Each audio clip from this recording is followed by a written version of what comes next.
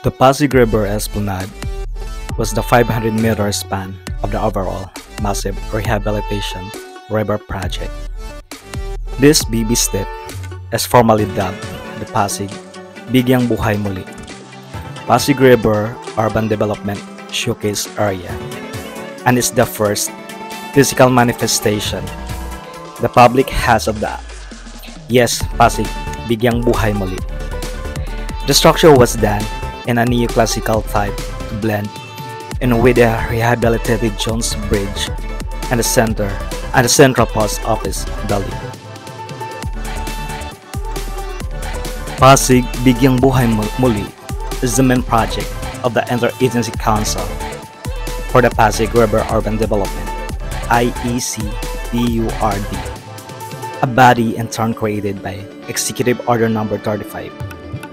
This council's main mandate is to facilitate the rehabilitation of the Pasig River as a whole, the entire 25-kilometer stretch. A total of 15 government entities are part of the council headed by the Department of Human Settlements and Urban Development, DHSUD. Among those included are the MMDA, COLEAD, DENR, DPWH, DILG, DOT, DOTR, and NCCA. Paulo Alcazarin, a landscape architect and noted city planner whose name you may know thanks to the LOL Esplanade, which the design has been topped by the DHUSD as consultant for the designs of the rest of the river's rehabilitation project.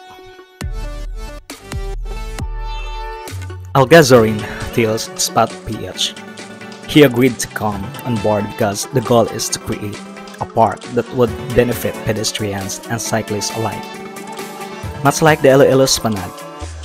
As President Bongbong Marcos said during the ceremonial launch of the showcase area, the project will not be cosmetic in nature. Along the 25-kilometer streets will judiciously sprout commercial enterprises run by the best stewards and strongest stakeholders of the river's development, the people themselves, said the President. We envision civic spaces where our children will play, our seniors relax, families will exercise, artists can showcase their talents, and the creative can display their wares. This includes walkways, bike lanes, urban gardens, and an amped up ferry system to ensure the Pasig River as a motorway is also utilized. This pilot area is part of the first 9 segments, explains Algazorin. He is working together with Freeman urban designer William T., who heads the WTA Architecture and Design Studio. Another reason why he took on the job. A look at WTA's proposed designs shows the 9 segments will be by area. There is the port area in Manila, the old Santa Ana racetrack, the Grand Central Makati, all the way to an NCR frontier in Rizal. Based on the designs, there are covered walkways, spaces for bikes, parks, and commercial areas too.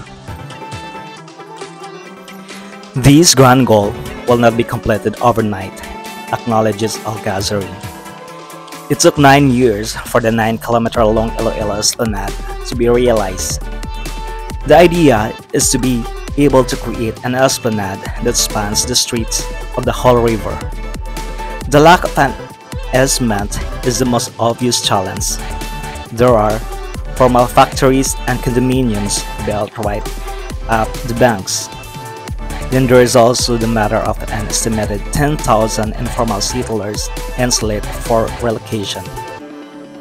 Algazorin adds that apart from creating the hardware for the city's people, it is also important to educate the users to make sure the software is aligned to his previous work on Rojas Boulevard, adding in bike lanes, jogging lanes, and more. So the people mistreating the area with the fox, even using their motorcycle in it. Several rehabilitation projects have been launched, with each administration starting from Cory Aquino's mandating a program in some form or another.